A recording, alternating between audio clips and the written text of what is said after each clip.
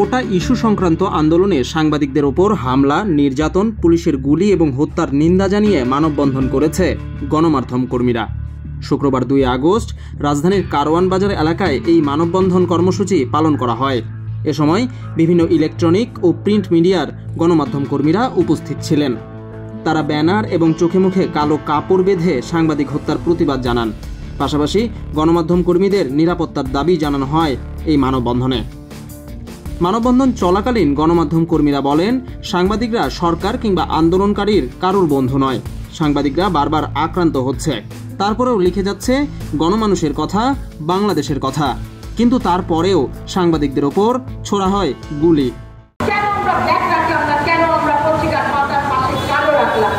সেই প্রশ্ন আমি গণমাধ্যমের নেতা এবং যারা নীতি নির্ধারণী আছে তাদের কাছে রেখে গেলাম।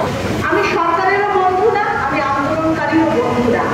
সরকার ভাবে আমি কেন তার দালালি করি না, আর আন্দোলনকারী ভাবে কেন আমি তার কথা বলি না। তার কিন্তু আমার কাছেই শেষ পর্যন্ত দাবি থাকে তার কথা বলার জন্য। ফেসবুকে আপনি আমার গণমাধ্যম থেকে সংবাদ নিয়ে পোস্ট দিয়ে বলেন কি করছে গণমাধ্যম কর্মীরা, যে 4 জন সাংবাদিক মারা গেছে, তাদের একটি বোর্ড বানিয়ে কি আপনি আপনার ফেসবুক পোস্টে দেয়ালে ঝুলিয়ে দিয়েছেন? না, দেননি। আপনি প্রমোশন পেলে আমি সাথে দাঁড়িয়ে ছবি তুলে পোস্ট দেই। আমার প্রমোশনে কোনোদিন কি আপনি আমার পাশে দাঁড়িয়ে বলেছেন এই গণমাধ্যম কর্মী আজ প্রমোশন পেয়েছে? না, দেয়নি। দুপক্ষেরই সমস্যা আছে। আমি কেন পুলিশ প্রমোশন পেলে সেই পোস্ট দিব? কেন সচিব হলে লিখবো আমার জেলার গর্ব?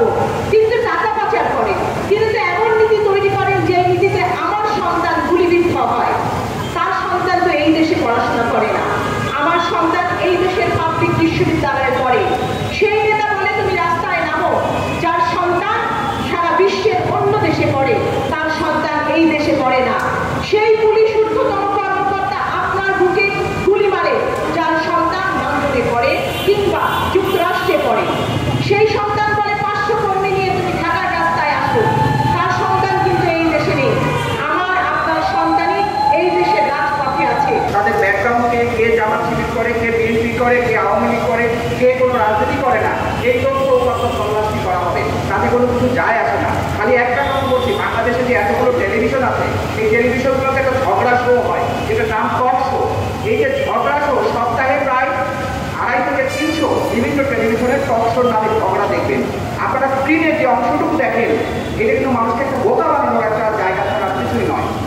আমি নিজে টেলিভিশনে চাকরি করছি আজকে 16 বছর ধরে, এইটুকু বলতে পারবো ওই টেলিভিশনে যে ঝগড়া শোটা হয় সেটা নিতান্তই ঝগড়া। একটা আওয়ামী লীগ বেছে নেয়, একটা বিএনপি বেছে নেয়, একটা ঠিক মাঝখানের অর্থনীতি বা মাঝখানে সাধারণ মানুষকে দেওয়া হয়, যাতে করে ওই দুই পক্ষের ঝগড়া বাঁধলে উনি মাঝখান থেকে কিছু ইনপুট দিয়ে ঝগড়াটাকে আরেকটু বাড়িয়ে নিয়ে টক শোটাকে আরেকটু লেন্দি করা যাবে এবং অডিয়েন্সটাকে ধরে রাখে। তথ্যপ্রযুক্তিকে আমি বলতে চাই, তিনি বারবার বলেন তিনি সাংবাদিকের সুরক্ষায় কাজ করেন, কিন্তু তিনি একটিবার বিচার করেননি কিভাবে আমার সহকর্মী, আমার ভাই, মেয়েটিকে গুলি করে হত্যা করা হয়েছে। কতজন সাংবাদিককে এখন পর্যন্ত হত্যা করা হয়েছে, কতজন সাংবাদিক এখন পর্যন্ত আহত হয়েছে, সেই সংখ্যা এখনো আমাদেরকে এই সরকারের তরফ থেকে বলা হয়েছে।